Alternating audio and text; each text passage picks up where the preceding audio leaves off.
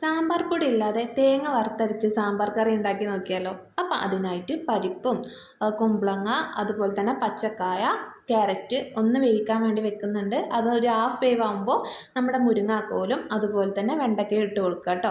ഇനി ഇതൊന്ന് വേവട്ടെ.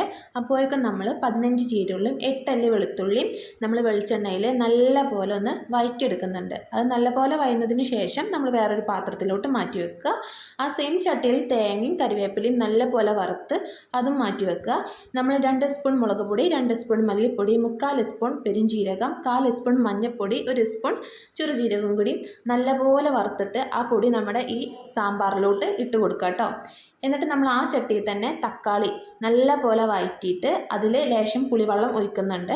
എന്നിട്ട് നമ്മൾ അരച്ച തേങ്ങ ഉണ്ടല്ലോ അതും ഇതിലോട്ട് ഒഴിച്ച് കൊടുക്കുക. പിന്നെ നമ്മൾ നേരത്തെ വഴറ്റി വെച്ച ഉള്ളിയും ഇതിലോട്ട് ഇട്ട് കൊടുക്കുക. പിന്നെ നമ്മൾ കടുകും ഉലുവയും പൊട്ടിച്ച് അതും ഇതിലോട്ട് ചേർത്ത് കൊടുക്കുക. പിന്നെ നമ്മുടെ തക്കാളിയും ആ